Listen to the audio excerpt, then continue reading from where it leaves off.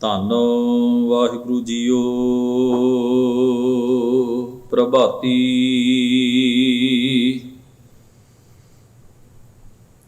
ਆਦ ਜੁਗਾਦ ਜੁਗਾਦ ਜੁਗੋ ਜੁਗ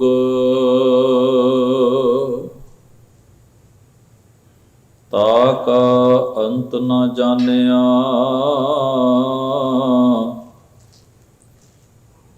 ਸਰਬ ਨਿਰੰਤਰ ਰਾਮ ਰਹਿਆ ਰਵ। ਐਸਾ ਰੂਪ ਬਖਾਨਿਆ।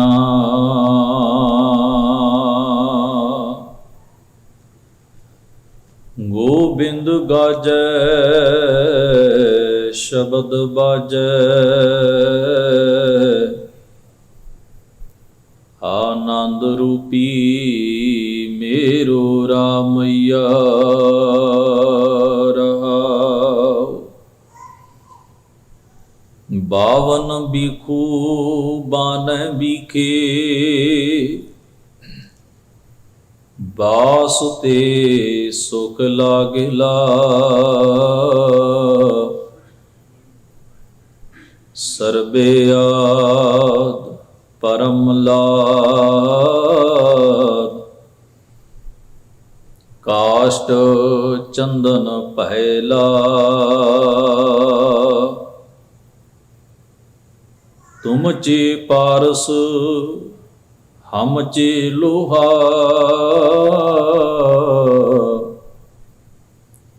ਸੰਗੇ ਕੰਚਨ ਪਹਿਲਾ। ਤੂੰ ਦਇਆਲ ਰਤਨ ਲਾਲ। ਨਾਮਾ ਸਾਚ ਸਮਾਇਲਾ। ਵਾਹਿਗੁਰੂ ਜੀ ਕਾ ਖਾਲਸਾ ਵਾਹਿਗੁਰੂ ਜੀ ਕੀ ਫਤਿਹ।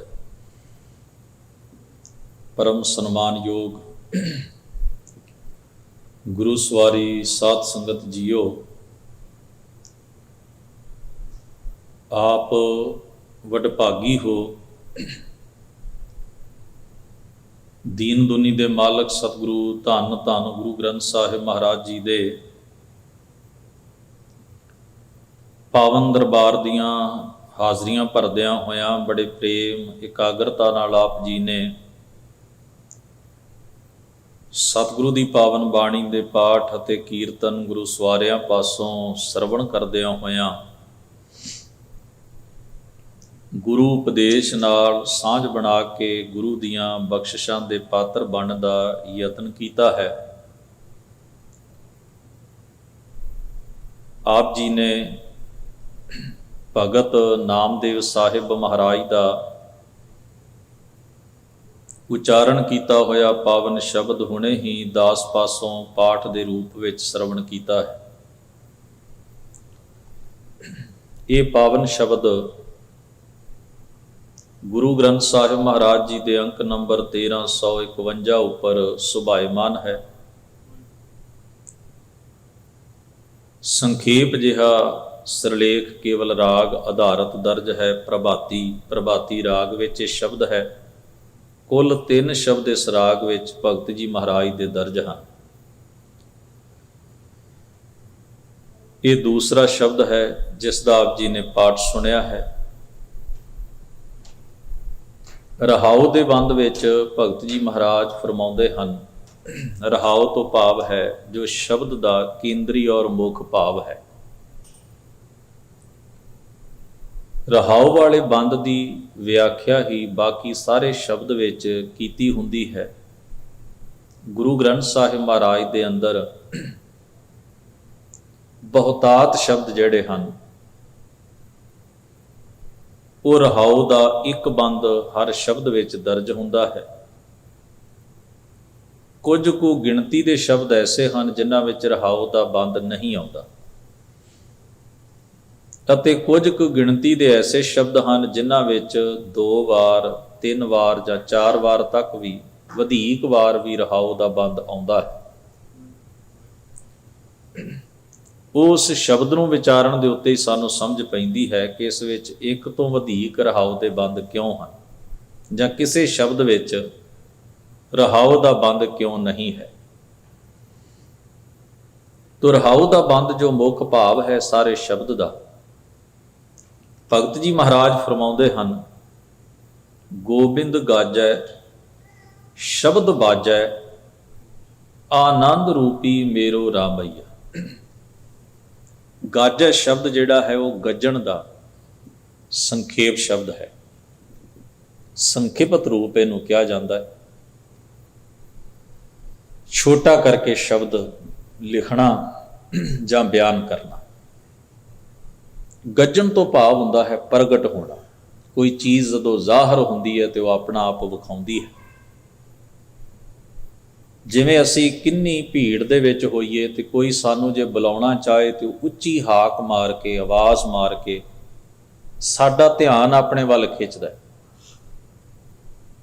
ਤੇ ਜਦੋਂ ਅਸੀਂ ਉਹਦੀ ਆਵਾਜ਼ ਨੂੰ ਪਛਾਣਦੇ ਹਾਂ ਤੇ ਇੰਨੀ ਭੀੜ ਦੇ ਵਿੱਚੋਂ ਵੀ ਅਸੀਂ ਆਪਣੇ ਜਾਣਕਾਰ ਨੂੰ, ਆਪਣੇ ਵਾਕਿਫ ਨੂੰ ਲੱਭ ਲੈਂਦੇ ਹਾਂ।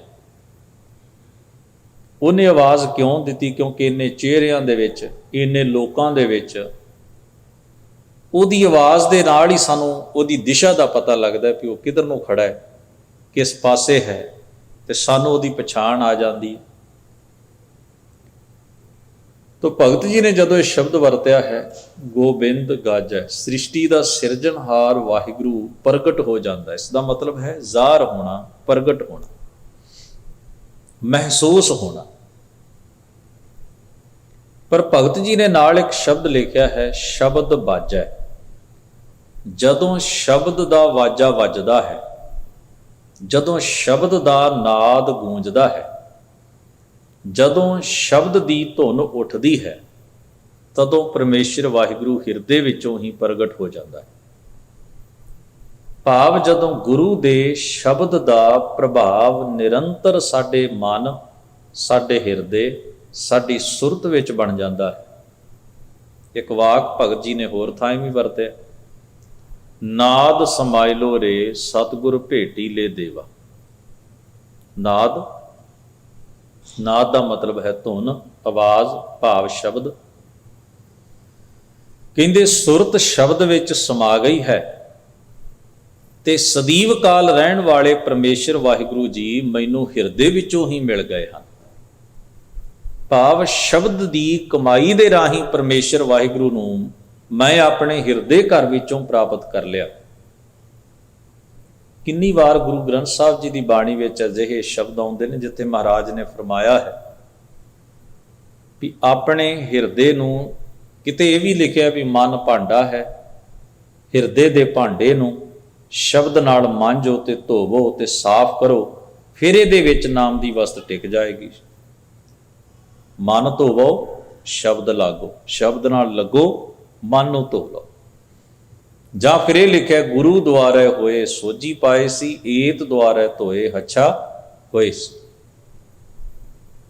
ਗੁਰ ਕਾ ਸ਼ਬਦ ਰਤਨ ਹੈ ਹੀਰੇ ਜਿਤ ਜੜਾਓ, ਸ਼ਬਦ ਰਤਨ ਜਿਤ ਮਨ ਲਾਗਾ ਇਹ ਹੁਆ ਸਮਾਓ। ਸ਼ਬਦ ਸੇਤੀ ਮਨ ਮਿਲਿਆ। ਫਿਰ ਅੱਗੇ ਲਿਖਿਆ, ਸੱਚਾ ਲਾਇਆ ਭਾਓ, ਭਾਓ ਦਾ ਅਰਥ ਹੈ ਪ੍ਰੇਮ। ਤੋ ਸ਼ਬਦ ਮਾਰਗ ਹੈ, ਸ਼ਬਦ ਰਸਤਾ ਹੈ। ਸ਼ਬਦ ਦਾ ਅਭਿਆਸ, ਸ਼ਬਦ ਦੀ ਕਮਾਈ ਜਿਹੜੀ ਹੈ, ਉਹਦੇ ਰਾਹੀਂ ਪਰਮੇਸ਼ਰ ਵਾਹਿਗੁਰੂ ਦਾ ਨਾਮ, ਉਸ ਵਾਹਿਗੁਰੂ ਦਾ ਅਨੁਭਵ, ਅਕਾਲ ਪੁਰਖ ਦਾ ਅਹਿਸਾਸ ਸਾਨੂੰ ਸੁਭਾਵਕ ਹੀ ਹੋਣਾ ਸ਼ੁਰੂ ਹੋ ਜਾਂਦਾ। ਜਿਵੇਂ ਬੰਦਾ ਮੰਜ਼ਿਲ ਤੇ ਪਹੁੰਚਣ ਵਾਸਤੇ ਰਾਹ ਤੇ ਤੁਰਦਾ, ਹੁਣ ਉਹ ਰਾਹ ਤੇ ਤੁਰਿਆ ਜਾਏ, ਜਿਉਂ-ਜਿਉਂ ਪੰਧ ਮੁੱਕਦਾ ਜਾਏਗਾ, ਮੰਜ਼ਿਲ ਦੇ ਨੇੜੇ ਹੁੰਦਾ ਜਾਏਗਾ ਤੇ ਪਹੁੰਚ ਜਾਏਗਾ। ਇਸ ਲਈ ਗੁਰਮਤ ਵਿੱਚ ਜਿਹੜਾ ਮਾਰਗ ਹੈ ਉਹ ਸ਼ਬਦ ਹੈ। ਮੰਜ਼ਿਲ ਜਿਹੜੀ ਹੈ ਉਹ ਨਾਮ ਹੈ।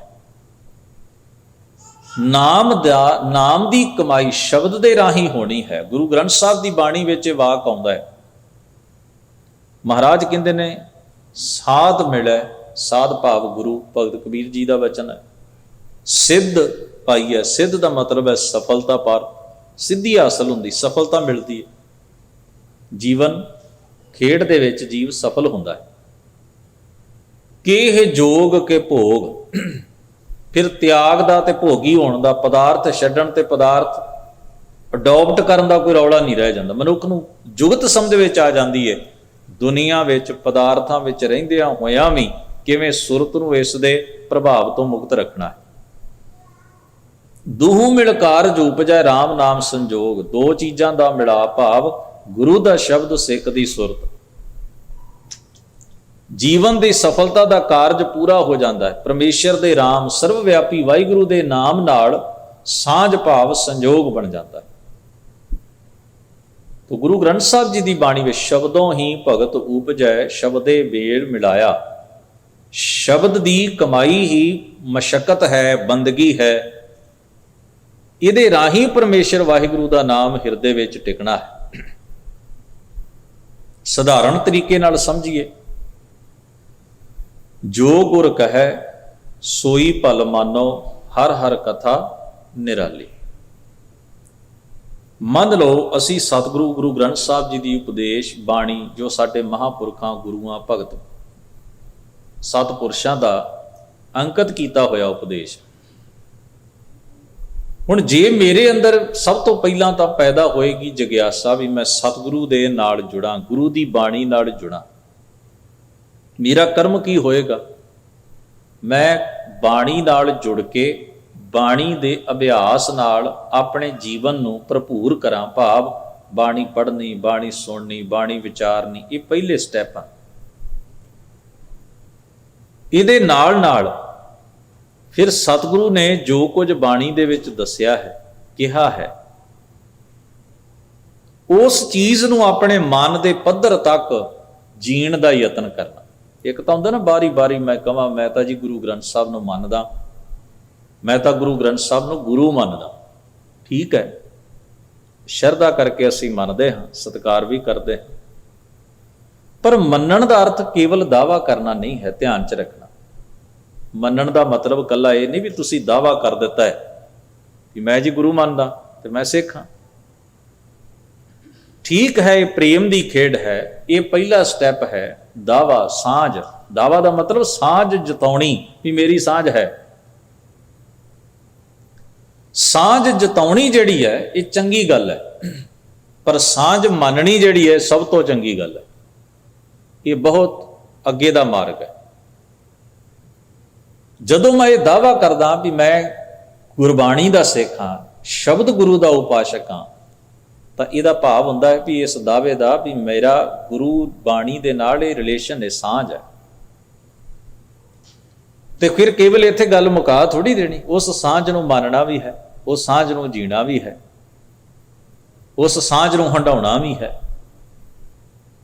ਫਿਰ ਜਦੋਂ ਮੈਂ ਉਸ ਸਾਂਝ ਨੂੰ ਹੰਢਾਉਣ ਵਾਲੇ ਪਾਸੇ ਤੁਰਾਂਗਾ, ਸਾਂਝ ਨੂੰ ਮੰਨਣ ਵਾਲੇ ਪਾਸੇ ਤੁਰਾਂਗਾ, ਤਾਂ ਉਹਦੇ ਵਿੱਚ ਕੀ ਆਏਗਾ ਵੀ ਸਤਿਗੁਰੂ ਦੇ ਉਪਦੇਸ਼ ਨੂੰ ਮੈਂ ਮਨ ਸੁਰਤ ਕਰਕੇ, ਪ੍ਰਵਾਨ ਕਰਕੇ ਉਹਨੂੰ ਆਪਣੇ ਜੀਵਨ ਵਿੱਚ ਇੰਪਲੀਮੈਂਟ ਕਰਦਾ, ਉਹਨੂੰ ਵਸਾਉਣਾ, ਉਹਨੂੰ ਹੰਢਾਉਂਦਾ, ਉਹਨੂੰ ਮੰਨਦਾ ਹਾਂ, ਧਾਰਨ ਕਰਦਾ, ਆਪਣੀ ਜ਼ਿੰਦਗੀ ਨੂੰ ਉਹਦੇ ਮੁਤਾਬਕ ਢਾਲਦਾ, ਆਪਣੇ ਜੀਵਨ ਨੂੰ ਗੁਰਬਾਣੀ ਮੁਤਾਬਕ ਢਾਲਣ ਦੀ ਕੋਸ਼ਿਸ਼ ਕਰਦਾ।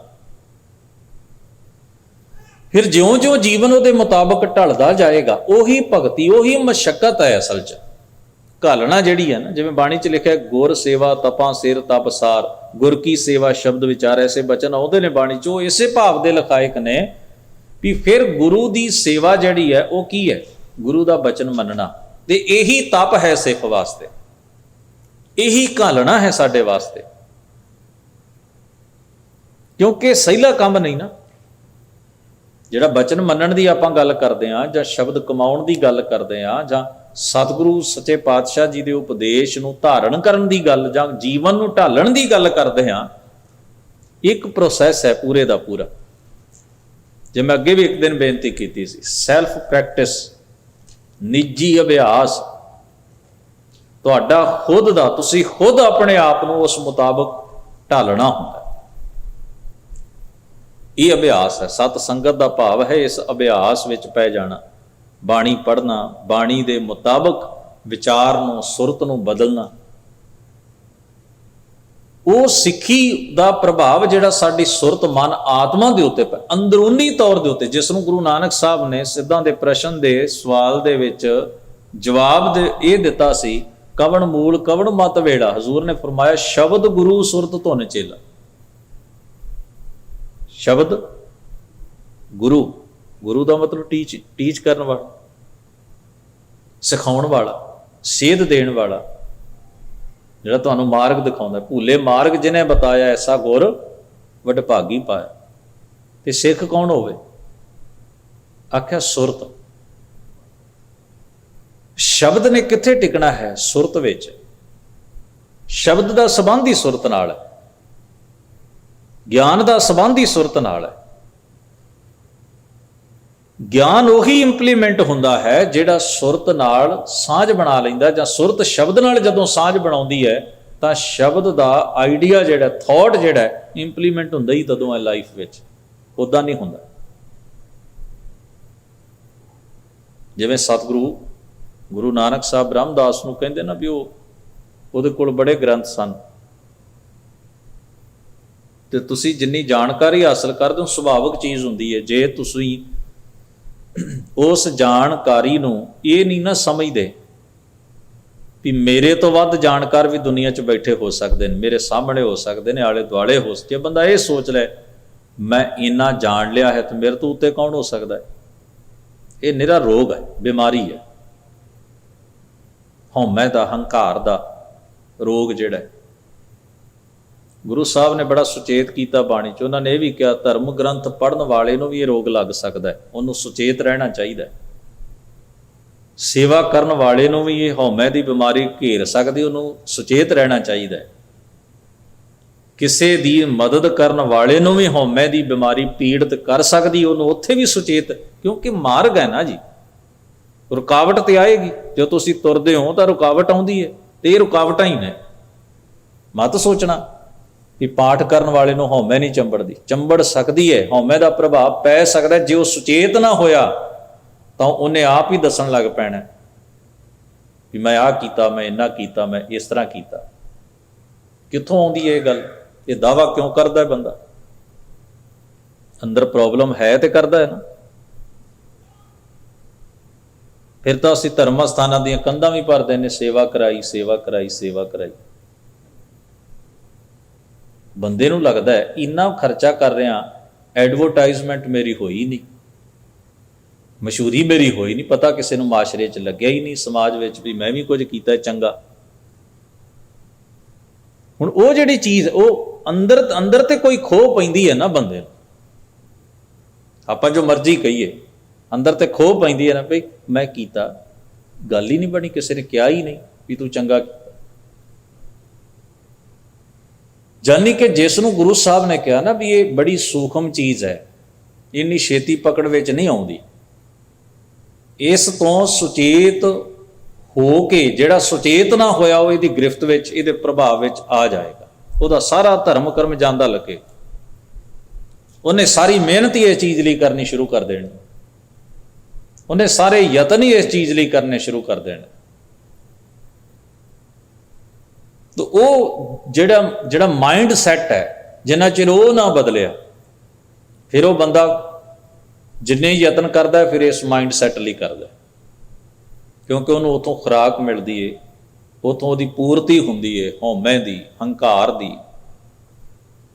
ਔਰ ਇਸ ਨੂੰ ਦੀਰਘ ਰੋਗ, ਐਵੇਂ ਥੋੜਾ ਮਹਾਰਾਜ ਨੇ ਬਾਣੀ 'ਚ ਲਿਖਾ, ਹਉਮੈ ਦੀਰਘ ਰੋਗ ਹੈ, ਦਾਰੂ ਪੀਏ ਸਮਾ ਹੈ, ਕਿਰਪਾ ਕਰੇ ਜੇ ਆਪਣੀ ਤਾਂ ਗੁਰ ਕਾ ਸ਼ਬਦ ਕਮਾ। ਸ਼ਬਦ ਦੀ ਕਮਾਈ ਹੀ ਇਹਦਾ ਇੱਕੋ ਇੱਕ ਹੱਲ, ਹੋਰ ਕੋਈ ਹੱਲ ਨਹੀਂ। ਕੋਈ ਵੀ ਕਰਮ ਜਿਹੜਾ ਹੈ, ਉਹ ਕਰਮ ਇਹਦੇ, ਹੁਣ ਮਹਾਰਾਜ ਧੰਨ ਗੁਰੂ ਨਾਨਕ ਸਾਹਿਬ ਸੱਚੇ ਪਾਤਸ਼ਾਹ ਨੇ, ਗੁਰੂ ਅੰਗਦ ਸਾਹਿਬ, ਦੋਵੇਂ ਸ਼ਲੋਕ ਇਕੱਠੇ ਹੀ ਨੇ ਆਸਾ ਦੀ ਵਾਰ ਦੇ ਵਿੱਚ। ਤੇ ਇਹਨਾਂ ਦੋਵਾਂ ਸ਼ਲੋਕਾਂ ਨੂੰ ਜਦੋਂ ਰਲਾ ਕੇ ਪੜ੍ਹਦੇ ਹਾਂ, ਹਉ ਵਿੱਚ ਆਇਆ, ਹਉ ਵਿੱਚ ਗਿਆ, ਹਉ ਵਿੱਚ ਜੰਮਿਆ, ਹਉ ਵਿੱਚ ਮੂਆ, ਹਉ ਵਿੱਚ ਦਿੱਤਾ, ਫਿਰ ਅਖੀਰ ਤੇ ਕਿਹਾ ਹਉਮੈ ਬੂਝੈ ਤਾਂ ਦਰ ਸੂਝੈ, ਗਿਆਨ ਵਿਹੂਣਾ ਕਥ ਕਥ ਲੂਝੈ। ਤੋ ਸਤਿਗੁਰੂ ਸੱਚੇ ਪਾਤਸ਼ਾਹ ਜੀ ਫਰਮਾਉਂਦੇ ਨੇ, ਜਿੱਥੇ ਸ਼ਬਦ ਹੈ, ਸ਼ਬਦ ਵਿੱਚ ਸੁਰਤ ਜਦੋਂ ਰੰਗੀ ਜਾਂਦੀ ਹੈ ਤੇ ਪਰਮੇਸ਼ਰ ਵਾਹਿਗੁਰੂ ਦਾ ਅਹਿਸਾਸ ਆਪਣੇ ਆਪ ਹੀ, ਜਿਸ ਨੂੰ ਸਹਿਜ ਸੁਭਾਏ ਮਿਲੇ ਗੋਬਿੰਦਾ ਲਿਖਿਆ, ਅਹਿਸਾਸ ਤੁਹਾਡੇ ਅੰਦਰ ਆਪਣੇ ਆਪ ਪਨਪ ਪੈਂਦਾ ਹੈ। ਤੁਹਾਨੂੰ ਉਹਦੇ ਲਈ ਤੁਹਾਨੂੰ ਯਤਨ ਇਹ ਕਰਨਾ ਪੈਂਦਾ ਵੀ ਤੁਸੀਂ ਸ਼ਬਦ ਦੇ ਪ੍ਰਭਾਵ 'ਚ ਰਹੋ। ਤੁਹਾਡਾ ਯਤਨ ਇਹ ਬਣਦਾ ਹੈ। ਰੱਬ ਨੂੰ ਹਾਕਾਂ ਮਾਰਨਾ, ਆਵਾਜ਼ਾਂ ਮਾਰਨਾ ਜਾਂ ਲੱਭਣ ਜਾਣਾ ਬਾਹਰ ਕਿਧਰੇ ਦੂਰ, ਇਹ ਹੱਲ ਨਹੀਂ ਹੈ। ਇਹ ਆਪਣੇ ਆਪ ਤੋਂ ਖੁੰਝਣ ਵਾਲੀ ਗੱਲ ਹੈ। ਤੋ ਜਦੋਂ ਸ਼ਬਦ ਦੇ ਪ੍ਰਭਾਵ ਵਿੱਚ ਸੁਰਤ ਜਾਂ ਮਨ ਆ ਜਾਂਦੀ ਤਾਂ ਆਪਣੇ ਆਪ ਹੀ ਸਾਨੂੰ ਅਹਿਸਾਸ ਹੁੰਦਾ ਹੈ ਕਿ ਅਸੀਂ ਰੱਬ ਦੇ ਜੀਵ ਹਾਂ, ਰੱਬ ਸਰਵ ਵਿਆਪੀ ਹੈ, ਉਹ ਮੇਰੇ ਅੰਤਰਾਤਮੇ ਵਿੱਚ ਹੈ। ਹਉਮੈ ਦਾ ਪਰਦਾ ਦੂਰ ਹੋ ਜਾਂਦਾ ਹੈ। ਸਾਨੂੰ ਆਪਣੇ ਨਿੱਜ ਵਿੱਚੋਂ, ਆਪਣੇ ਵਜੂਦ ਵਿੱਚੋਂ ਹੀ ਉਸ ਪਰਮੇਸ਼ਰ ਵਾਹਿਗੁਰੂ ਦਾ ਅਨੁਭਵ ਹੁੰਦਾ ਹੈ। ਤਾਂ ਹਜ਼ੂਰ ਫਰਮਾਉਂਦੇ ਹਨ, ਆਨੰਦ ਰੂਪੀ ਮੇਰੋ ਰਾਮਈਆ। ਰਾਮਈਆ ਰਮੇ ਹੋਏ ਪਰਮੇਸ਼ਰ ਨੂੰ ਜੋ ਆਨੰਦ ਸਰੂਪ ਹੈ। ਆਨੰਦ ਸਰੂਪ ਵੇਖੋ, ਗੁਰੂ ਗ੍ਰੰਥ ਸਾਹਿਬ ਦੀ ਬਾਣੀ ਨੂੰ ਪੜ੍ਹੀਏ ਨਾ, ਸਾਰੇ ਗੁਰੂ ਗ੍ਰੰਥ ਸਾਹਿਬ ਕਿਤੇ ਅਕਾਲ ਪੁਰਖ ਨੂੰ ਦੁੱਖ ਸਰੂਪ ਨਹੀਂ ਲਿਖਿਆ, ਸੋਗ ਸਰੂਪ ਨਹੀਂ ਲਿਖਿਆ, ਉਦਾਸ ਨਹੀਂ ਲਿਖਿਆ, ਮਾਯੂਸ ਨਹੀਂ ਲਿਖਿਆ। ਕਿਤੇ ਗੁਰੂ ਗ੍ਰੰਥ ਸਾਹਿਬ ਮਹਾਰਾਜ ਦਾ, ਗੁਰੂ ਗ੍ਰੰਥ ਸਾਹਿਬ ਦੇ ਅੰਦਰ ਅਕਾਲ ਪੁਰਖ ਦਾ ਉਗਰ ਰੂਪ ਵੀ ਨਹੀਂ ਦੱਸਿਆ ਕਿ ਉਹਦੀਆਂ ਅੱਖਾਂ ਲਾਲ ਹਨ, ਉਹ ਬੜਾ ਕ੍ਰੋਧੀ ਹੈ, ਉਹਦੇ ਹੱਥ 'ਚ ਇੰਨੇ ਸ਼ਸਤਰ ਨੇ, ਮਾਰੋ ਮਾਰ ਕਰਦਾ, ਪਰਲੋ ਲਿਆਉਂਦਾ ਫਿਰਦਾ। ਨਾ, ਇਹ ਤਾਂ ਕਿਹਾ ਹੈ ਵੀ ਉਹ ਵਾਹਿਗੁਰੂ ਦੇ ਹੀ ਸਾਰੇ ਰੰਗ ਹਨ। ਸੰਸਾਰ ਨੂੰ ਪੈਦਾ ਕਰਨਾ, ਚਲਾਉਣਾ, ਨਾਸ਼ ਕਰਨਾ, ਆਪੇ ਮਾਰੈ ਆਪੇ ਛੋੜੈ, ਆਪੇ ਲੀਵੈ ਦੇ ਲੈਸੈ ਜਿੰਦ ਕਵਾਓ। ਸਾਰਾ ਸੰਸਾਰ ਸਿਰਜਦਾ ਤੇ ਖੈ ਨਾਸ਼ ਵੀ ਉਹ ਕਰਦਾ ਹੈ। ਪਰ ਬੜੇ ਸਹਿਜ ਵਿੱਚ ਕਿਹਾ, ਉਹਦਾ ਉਗਰ ਰੂਪ ਨਹੀਂ ਵਿਖਾਇਆ। ਆਖਿਆ ਉਹ ਪ੍ਰੇਮ ਵਿੱਚ ਹੀ, ਆਨੰਦ ਵਿੱਚ ਹੀ ਸੰਸਾਰ ਦੀ ਖੇਡ ਨੂੰ ਬਣਾਉਂਦਾ ਹੈ ਤੇ ਇਹਨੂੰ ਲੈ ਕਰ ਲੈਂਦਾ, ਖਤਮ ਕਰ ਲੈਂਦਾ। ਸੰਸਾਰ ਦਾ ਬਿਨਸਣਾ ਉਹਦੇ ਗੁੱਸੇ ਦਾ ਕਾਰਨ ਨਹੀਂ ਦੱਸਿਆ ਗੁਰੂ ਗ੍ਰੰਥ ਸਾਹਿਬ ਨੇ ਕਿਤੇ ਵੀ। ਤੁਸੀਂ ਸਾਰੇ ਗੁਰੂ ਗ੍ਰੰਥ ਸਾਹਿਬ ਨੂੰ ਪੜ੍ਹੋ, ਬੜਾ ਸੁੰਦਰ ਸਰੂਪ ਤੇ ਬਿਆਨਿਆ ਹੈ ਸਰਗੁਣ ਰੂਪ ਵਿੱਚ। ਤੇਰੇ ਬੰਕੇ ਲੋਇਣ ਦੰਤਰੀ ਸਾਲਾ, ਸੋਹਣੇ ਨੱਕ ਜਿਨ ਲੰਬੜੇ ਵਾਲਾ। ਪਰ ਉਗਰ ਰੂਪ ਜਿਸ ਨੂੰ ਆਪਾਂ ਕਹਿੰਦੇ ਡਰਾਵਣਾ, ਭਿਅੰਕਰ, ਰੌਦਰ ਰੂਪ, ਉਹ ਕਿਧਰੇ ਗੁਰੂ ਗ੍ਰੰਥ ਸਾਹਿਬ 'ਚ ਨਹੀਂ ਹੈ। ਸਤਿਗੁਰੂ ਮਹਾਰਾਜ ਦੀ ਬਾਣੀ ਦੀ ਖੂਬਸੂਰਤੀ ਇਹ ਹੈ, ਉਹਨਾਂ ਜਗਤ ਦੇ ਦੁੱਖ ਨੂੰ, ਜਗਤ ਦੀ ਤਕਲੀਫ ਨੂੰ, ਸੰਸਾਰ ਦੇ ਨਾਸ਼ ਹੋਣ ਨੂੰ ਵੀ ਬੜੇ ਸਹਿਜ ਭਾਵ ਵਿੱਚ ਬਿਆਨ ਕੀਤਾ ਹੈ। ਉਹ ਕਹਿੰਦੇ ਨੇ ਇਹ ਜਗਤ ਪ੍ਰੋਸੈਸ ਦਾ ਹਿੱਸਾ ਹੈ, ਕੋਈ ਵੱਖਰੀ ਚੀਜ਼ ਨਹੀਂ ਹੈ। ਤੋ ਸਤਿਗੁਰੂ ਸੱਚੇ ਪਾਤਸ਼ਾਹ ਜੀ ਨੇ ਉਸ ਪਰਮੇਸ਼ਰ ਨੂੰ ਆਨੰਦ ਰੂਪ ਲਿਖਿਆ। ਆਨੰਦ, ਆਨੰਦ ਸਹਿਜ ਵਿੱਚੋਂ ਪੈਦਾ ਹੋਈ ਇੱਕ ਅਵਸਥਾ ਹੁੰਦੀ, ਸਹਿਜ ਵਿੱਚੋਂ। ਇੱਕ ਹੁੰਦੀ ਨਾ ਖੁਸ਼ੀ, ਕੋਈ ਚੀਜ਼ ਸਾਨੂੰ ਮਿਲੇ, ਆਪਾਂ ਬੜੇ ਉਤਸ਼ਾਹ 'ਚ ਆਉਂਦੇ ਹਾਂ, ਤੇ ਜੇ ਉਹ ਚੀਜ਼ ਜਦੋਂ ਚਲੀ ਜਾਏ ਤੇ ਜਿੰਨਾ ਅਸੀਂ ਉਛਲੇ ਹੁੰਦੇ ਹਾਂ ਉਦੋਂ ਹੀ ਜ਼ਿਆਦਾ ਤਕਲੀਫ ਵੀ ਸਾਨੂੰ ਹੁੰਦੀ ਹੈ। ਉਹਨੂੰ ਅਸੀਂ ਕਹਿ ਦਿੰਦੇ ਬੜੇ ਆਨੰਦ ਦੀ ਗੱਲ ਹੈ। ਆਨੰਦ ਨਹੀਂ ਹੈ ਉਹ ਵਕਤੀ ਉਛਾਲ ਹੈ ਜਿਹੜਾ ਚੀਜ਼ਾਂ ਨਾਲ ਆਉਂਦਾ ਹੈ ਤੇ ਚੀਜ਼ਾਂ ਨਾਲ ਹੀ ਚਲਿਆ ਜਾਂਦਾ ਹੈ। ਆਨੰਦ ਜਿਹੜਾ ਹੈ ਉਹ ਸਹਿਜ ਵਿੱਚੋਂ ਪੈਦਾ ਹੁੰਦਾ ਹੈ। ਆਨੰਦ ਦੀ ਪ੍ਰੋਡਕਸ਼ਨ ਹੀ ਤੁਹਾਡੇ ਅੰਦਰ ਦੇ ਬੈਲੈਂਸ ਵਿੱਚੋਂ ਆਉਂਦੀ ਹੈ। ਜਦੋਂ ਸਾਡਾ ਮਨ ਬੈਲੈਂਸ ਵਿੱਚ ਹੈ, ਸਾਡੀ ਸੁਰਤ ਟਿਕਾ ਵਿੱਚ ਹੈ, ਉਸ ਵਿੱਚੋਂ ਜਿਹੜਾ ਤਵਾਜ਼ਨ ਵਿੱਚੋਂ ਜਿਹੜੀ ਚੀਜ਼ ਨਿਕਲਣੀ, ਜਿਹੜੀ ਫੀਲਿੰਗ ਹੈ ਤੁਹਾਡੀ, ਉਹ ਆਨੰਦ ਵਿੱਚ ਟਿਕਾਓ। ਤੋ ਫਰਮਾਇਆ ਆਰੰਭ ਦੇ ਵਾਕ ਵਿੱਚ, ਆਦ ਦਾ ਮਤਲਬ ਹੈ ਜਗਤ ਦਾ ਮੁੱਢ, ਸਾਰੇ ਸੰਸਾਰ ਸਿਰਜਣਾ ਦਾ ਜੋ ਮੂਲ ਹੈ। ਆਦ ਬੇਸ, ਜੁਗਾਦ, ਜੁਗਾਂ ਤੋਂ ਵੀ ਪਹਿਲਾਂ, ਸਮੇਂ ਦਾ, ਜਦੋਂ ਤੋਂ ਆਪਾਂ ਸਮੇਂ ਦਾ ਚੱਲਣ ਮੰਨਦੇ, ਸਮੇਂ ਤੋਂ ਵੀ ਪਹਿਲਾਂ ਜੁਗਾਦ, ਜੁਗੋ ਜੁਗ, ਸਾਰੇ ਜੁਗਾਂ ਦਾ ਵੀ ਆਦ ਹੈ, ਉਹ ਮੂਲ ਹੈ। ਸਾਰੇ ਸਮਿਆਂ ਤੋਂ ਵੀ ਪਹਿਲੋਂ ਦੀ ਹੋਂਦ ਹੈ ਉਸ ਦੀ। ਮਹਾਰਾਜ ਕਹਿੰਦੇ ਤਾਕਾ ਅੰਤ ਨਾ ਪਾਇਆ, ਉਸ ਵਾਹਿਗੁਰੂ ਦੀ ਸੱਤਾ ਦਾ ਕੋਈ ਸਿਰਾ ਨਹੀਂ ਲੱਭਿਆ ਜਾ ਸਕਦਾ, ਕੋਈ ਉਸ ਦਾ ਅੰਤ ਨਹੀਂ ਪਾਇਆ ਜਾ ਸਕਦਾ, ਉਸ ਬਾਰੇ ਕੋਈ ਦਾਵਾ ਨਹੀਂ ਬੰਨਿਆ ਜਾ ਸਕਦਾ। ਸਰਬ ਨਿਰੰਤਰ ਰਾਮ ਰਹਿਆ ਰਵ, ਸਾਰਿਆਂ ਵਿੱਚ ਨਿਰੰਤਰ, ਬਿਨਾਂ ਅੰਤਰ ਤੋਂ, ਬਿਨਾਂ ਵਿੱਤ ਤੋਂ, ਬਿਨਾਂ ਗੈਪ ਤੋਂ। ਆਪਾਂ ਇਹ ਨਹੀਂ ਕਹਿ ਸਕਦੇ ਵੀ ਜਿਹੜੇ ਲੋਕ ਰੱਬ ਨੂੰ ਮੰਨਦੇ ਨੇ ਰੱਬ ਉਹਨਾਂ 'ਚ ਹੈ, ਜਿਹੜੇ ਨਹੀਂ ਮੰਨਦੇ ਉਹਨਾਂ 'ਚ ਨਹੀਂ ਹੈ, ਜਾਂ ਇਸ ਕਿਸਮ ਦੇ ਲੋਕਾਂ 'ਚ ਹੈ, ਉਸ ਕਿਸਮ ਦੇ ਲੋਕਾਂ 'ਚ ਨਹੀਂ, ਸਭਨਾਂ ਵਿੱਚ ਹੀ। ਗੁਰਮੁਖ ਵਿੱਚ ਵੀ ਹੈ, ਮਨਮੁਖ ਵਿੱਚ ਵੀ ਹੈ, ਪਾਪੀ 'ਚ ਵੀ ਹੈ, ਧਰਮੀ 'ਚ ਵੀ ਹੈ। ਹਰ ਇੱਕ ਮਨੁੱਖ, ਪ੍ਰਾਣੀ, ਹਰ ਜੀਵ, ਹਰ ਸੰਸਾਰ ਦੇ ਜ਼ਰਰੇ ਜ਼ਰਰੇ ਵਿੱਚ ਫਰਕ ਇੰਨਾ ਗੁਰਮੁਖ ਨੇ ਜਾਣਿਆ, ਮਨਮੁਖ ਨੇ ਪਛਾਣਿਆ ਨਹੀਂ। ਇੰਨਾ ਫਰਕ ਹੈ ਤੇ ਉਹ ਸਭ ਨਹੀਂ ਥਾਈ। ਸਰਬ ਨਿਰੰਤਰ ਰਾਮ ਰਹਿਆ ਰਬ, ਐਸਾ ਰੂਪ ਬਖਾਨਿਆ। ਕਹਿੰਦੇ ਨੇ ਉਹ ਰਮਿਆ ਹੋਇਆ ਪਰਮੇਸ਼ਰ ਸਾਰੀਆਂ ਥਾਵਾਂ ਦੇ ਉੱਤੇ ਮੌਜੂਦ ਹੈ। ਰੱਬ ਦੇ ਪਿਆਰਿਆਂ ਨੇ ਉਹਦਾ ਐਸਾ ਹੀ ਰੂਪ ਬਿਆਨ ਕੀਤਾ ਹੈ ਵੀ ਉਹ ਆਨੰਦ ਸਰੂਪ ਹੈ, ਸਮੇਂ ਤੋਂ ਵੀ ਪਹਿਲਾਂ ਹੈ, ਜਗਤ ਦਾ ਮੂਲ ਹੈ, ਸਭਨਾਂ ਵਿੱਚ ਵਿਆਪਕ ਹੈ। ਉਸ ਦੇ ਇਸ ਨਿਰਗੁਣ ਰੂਪ ਨੂੰ ਹੀ ਉਹਦੇ ਪਰਮੇਸ਼ਰ ਦੇ ਜਾਣਨ ਵਾਲੇ ਪਿਆਰਿਆਂ ਨੇ ਬਿਆਨ ਕੀਤਾ, ਬਖਾਨਿਆ, ਦੱਸਿਆ। ਫਿਰ ਉਦਾਹਰਣ ਦਿੰਦੇ ਹਨ ਵੀ ਉਸ ਪਰਮੇਸ਼ਰ ਦਾ ਅਹਿਸਾਸ ਮਨੁੱਖ ਦੇ ਜੀਵਨ ਨੂੰ ਕਿਵੇਂ ਬਦਲ ਦਿੰਦਾ। ਬਾਨੂ ਬੀਖੈ, ਕਹਿੰਦੇ ਨੇ 52 ਬੀਖੂ ਬਾਨੈ ਬੀਖੇ, ਬਾਸ ਤੇ ਸੁਖ ਲਾਗਿਲ। ਬਨ ਨੂੰ ਕਿਹਾ ਹੈ। ਜਦੋਂ ਕਾਵਿ ਵਿੱਚ ਕੋਈ ਚੀਜ਼ ਲਿਖੀ ਜਾਂਦੀ ਹੈ ਤੇ ਕਈ ਵਾਰ ਅੱਖਰ ਦਾ, ਸ਼ਬਦ ਦਾ ਸਰੂਪ ਬਦਲ ਜਾਂਦਾ। ਕਈ ਵਾਰ ਲਫ਼ਜ਼ ਵੀ ਵੱਧ ਘੱਟ ਉਹਦੇ ਵਿੱਚ ਵਰਤੇ ਜਾਂਦੇ ਨੇ ਤੇ ਉਹਦਾ ਰੂਪ ਬਦਲ ਦਿੱਤਾ ਜਾਂਦਾ, ਕਿਉਂਕਿ ਕਾਵਿ ਵਿੱਚ ਸ਼ਬਦਾਂ ਦਾ ਰੂਪ ਬਦਲ ਲੈਣ ਦੀ ਖੁੱਲ੍ਹ ਹੁੰਦੀ, ਉੱਥੇ ਤੁਕਾਂਤ ਨੂੰ ਮੇਲਣਾ ਹੁੰਦਾ। ਤੇ ਇਸ ਵਾਸਤੇ ਇੱਥੇ ਸ਼ਬਦ ਕੀ ਵਰਤਿਆ, ਬਾਨੈ ਬੀਖੇ। ਜੰਗਲ ਵਿੱਚ 52 ਬੀਖੂ, 52 ਚੰਦਨ, ਚੰਦਨ ਨੂੰ ਕਹਿੰਦੇ ਨੇ। ਚੰਦਨ ਦੇ ਰੁੱਖ ਹਨ ਜੰਗਲ ਦੇ ਵਿੱਚ, ਤੇ ਚੰਦਨ ਦੇ ਰੁੱਖਾਂ ਤੋਂ ਸੋਹਣੀ ਸੁਗੰਧੀ ਜਦੋਂ ਆਲੇ ਦੁਆਲੇ ਫੈਲਦੀ ਹੈ ਤੇ ਉਹਦੀ ਜ਼ਾਦਵੇ 'ਚ ਆਉਣ ਵਾਲੇ, ਉਹਦੇ ਨੇੜੇ ਹੋਣ ਵਾਲਿਆਂ ਨੂੰ ਬੜਾ ਸਕੂਨ ਮਿਲਦਾ ਹੈ, ਬੜਾ ਆਨੰਦ ਮਿਲਦਾ ਹੈ। ਬੜੀ ਚੰਗੀ ਸੁਗੰਧੀ ਜਦੋਂ ਉਹਨਾਂ ਦੇ ਨੱਕ ਤੱਕ ਪਹੁੰਚਦੀ ਹੈ। ਫਿਰ ਕਹਿੰਦੇ ਹਨ ਸਰਬਿਆਦ ਪਰਮਲਾਦ ਕਾਸ਼ਟ ਚੰਦਨ ਪਹਿਲਾ। ਸਰਬਿਆਦ ਸਾਰਾ ਕੁਝ ਜੋ ਹੋਰ ਰੁੱਖ ਆਦਿਕ ਹਨ, ਜਿੰਨੇ ਵੀ ਉਸ ਚੰਦਨ ਦੇ ਨੇੜੇ ਨੇੜੇ ਰੁੱਖ ਹੁੰਦੇ ਨੇ, ਘਾਹ ਬਨਸਪਤੀ ਹੁੰਦੀ ਹੈ। ਪਰਮਲਾਦ, ਪਰਮਲਾਦ ਦਾ ਮਤਲਬ ਹੁੰਦਾ ਹੈ ਪਰਮਲ, ਪਰਮਲਾਦ। ਦੋ ਸ਼ਬਦਾਂ ਨੂੰ ਜੇ ਜੋੜ ਦਈਏ ਤਾਂ ਕੁਝ ਇੱਕ ਅੱਧੇ ਲਫ਼ਜ਼ ਸਾਇਲੈਂਟ ਹੋ ਜਾਣਗੇ ਤੇ ਪੂਰਾ ਸ਼ਬਦ ਪਰਮਲਾਦ ਬਣ ਜਾਏ। ਇੱਕ ਸ਼ਬਦ ਆਪਾਂ ਵਿਚਾਰਿਆ, ਖਾਸ ਤੌਰ ਤੇ ਭਗਤ ਨਾਮਦੇਵ ਸਾਹਿਬ ਦੇ ਸ਼ਬਦਾਂ ਵਿੱਚ ਐਸਾ ਹੈ। ਇੱਕ ਸ਼ਬਦ ਆਪਾਂ ਵਿਚਾਰਿਆ ਸੀ, ਹੁਕਮਨਾਮੇ ਦੇ ਰੂਪ ਵਿੱਚ ਵੀ ਕਈ ਵਾਰ ਉਹ ਸ਼ਬਦ ਪੜ੍ਹਿਆ ਜਾਂਦਾ ਹੈ, ਜਿੱਥੇ ਉਹ ਕਹਿੰਦੇ ਹਨ ਕਿ ਅਥੋਨ ਪੁਰਸ਼ਾ ਦਮਰਾ। ਹੁਣ ਪੁਰਸ਼ਾ ਦਮਰਾ, ਪੁਰਸ਼ਾ ਦਮਰਾ, ਅਥੋਨ, ਅਥੋਨ, ਆਥੋਨ, ਕਿੰਨੇ ਸ਼ਬਦ ਜਿਹੜੇ ਨੇ ਜਦੋਂ ਉਹਨਾਂ ਨੂੰ ਤੁਸੀਂ ਜੋੜ ਦਿੰਦੇ ਹੋ ਤਾਂ ਉਹਦੇ ਵਿੱਚੋਂ ਕੁਝ ਅੱਖਰ ਸਾਇਲੈਂਟ ਹੋ ਜਾਂਦੇ। ਜੇ ਉਹਨਾਂ ਨੂੰ ਸੰਧੀ ਛੇਦ ਕਰਕੇ ਲਿਖੋ, ਸਰਬ ਨਿਰੰਤਰ, ਨਿਰੰਤਰ, ਜੇ ਉਹਨੂੰ ਇਕੱਲੇ ਨੂੰ ਲਿਖ ਲਾ ਨੇਰ ਅੰਤਰ।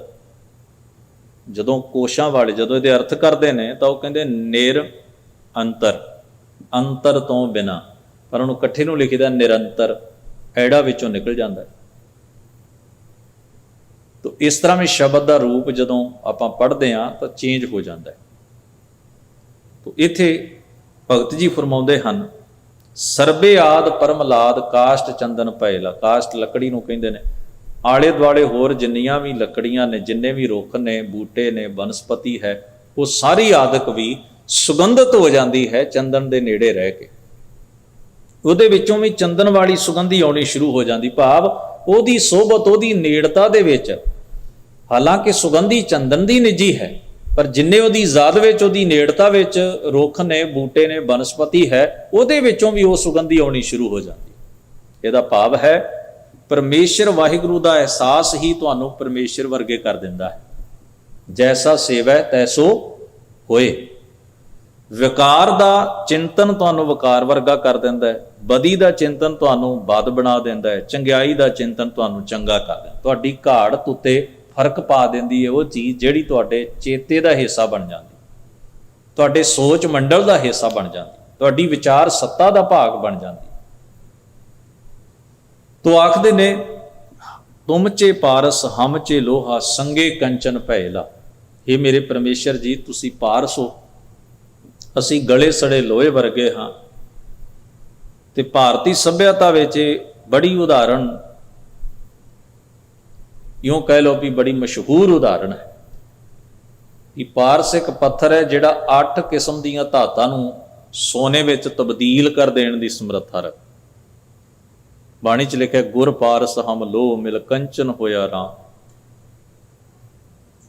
ਤੇ ਉਹ ਉਦਾਹਰਣ ਭਗਤ ਜੀ ਦਿੰਦੇ ਨੇ, ਕਹਿੰਦੇ ਵਾਹਿਗੁਰੂ ਜੀ ਤੁਸੀਂ ਪਾਰਸ ਹੋ ਤੇ ਅਸੀਂ ਗਲੇ ਸੜੇ ਲੋਹੇ ਵਰਗੇ ਮਨੂਰ। ਸੰਗੇ ਕੰਚਨ ਭੈਲਾ, ਤੁਹਾਡੀ ਸ਼ੋਅ ਪਾ ਕੇ ਅਸੀਂ ਸੋਨੇ ਵਰਗੇ ਹੋ ਗਏ। ਭਾਵ ਪਰਮੇਸ਼ਰ ਵਾਹਿਗੁਰੂ ਦੇ ਨਾਮ ਦੀ ਤਾਸੀਰ ਹੈ, ਪ੍ਰਭਾਵ ਹੈ, ਉਹ ਜੀਵਨ ਨੂੰ ਤਬਦੀਲ ਕਰ ਦਿੰਦੀ। ਇਸ ਕਰਕੇ ਉਹਨੂੰ ਪਾਰਸ ਰੂਪ ਕਿਹਾ। ਲੋਹੇ ਤੋਂ ਭਾਵ ਹੈ ਗਲੇ ਸੜੇ, ਆਪਣੇ ਮੰਦੇ ਕਰਮਾਂ ਕਰਕੇ ਹੀਣੇ ਹੋ ਗਏ। ਤੇ ਕੰਚਨ ਦਾ ਮਤਲਬ ਹੁੰਦਾ ਹੀਣੇਪਨ ਤੋਂ ਉੱਪਰ ਉੱਠ ਕੇ ਕੀਮਤੀ ਹੋ ਜਾਣਾ, ਸੁਚੱਜੇ ਬਣ ਜਾਣਾ, ਉੱਤਮ ਜੀਵਨ ਵਾਲੇ ਬਣ ਜਾਣਾ। ਤੂੰ ਦਇਆਲ ਰਤਨ ਲਾਲ ਨਾਮਾ ਸਾਚ ਸਮਾਇਲਾ। ਹੇ ਵਾਹਿਗੁਰੂ ਤੁਸੀਂ ਦਇਆਵਾਨ ਹੋ, ਦਇਆ ਦੇ ਖਜ਼ਾਨੇ ਹੋ, ਕੀਮਤੀ ਰਤਨ ਕੀਮਤੀ ਲਾਲ ਵਰਗੇ ਹੋ, ਭਾਵ ਬੜੀ ਅਮੋਲਕ ਹੈ ਤੁਹਾਡੀ ਹਸਤੀ। ਨਾਮਾ ਸਾਚ ਸਮਾਇਲਾ, ਨਾਮਦੇਵ ਜੀ ਆਪਣਾ ਸੰਖੇਪ ਨਾਮ ਵਰਤੇ ਨੇ, ਨਾਮਾ ਸਾਚ, ਸੱਚ ਵਿੱਚ ਸਮਾ ਗਿਆ ਹੈ। ਆਪ ਜੀ ਦੀ ਸੋਭਤ, ਆਪ ਜੀ ਦੇ ਨਾਮ, ਆਪ ਜੀ ਦੇ ਗੁਣਾਂ ਦੇ ਚਿੰਤਨ ਚੇਤੇ ਸਦਕਾ ਗਰੀਬ ਨਵਾਜ ਮਿਹਰ ਕਰਨ। ਸ਼ਬਦ ਦਾ ਉਪਦੇਸ਼ ਸਾਡੇ ਸਭਨਾਂ ਦੇ ਮਨ ਹਿਰਦਿਆਂ ਵਿੱਚ ਵਸੇ। ਗਰੀਬ ਨਵਾਜ ਹੋਈਆਂ ਭੁੱਲਾਂ ਚੁੱਕਾਂ ਦੀ ਖਿਮਾ ਬਖਸ਼ਣ। ਸਭਨਾਂ ਦਾ ਧੰਨਵਾਦ। ਫਤਿਹ ਸਾਂਝੀ ਕਰੀਏ। ਵਾਹਿਗੁਰੂ ਜੀ ਕਾ ਖਾਲਸਾ, ਵਾਹਿਗੁਰੂ ਜੀ ਕੀ ਫਤਿਹ।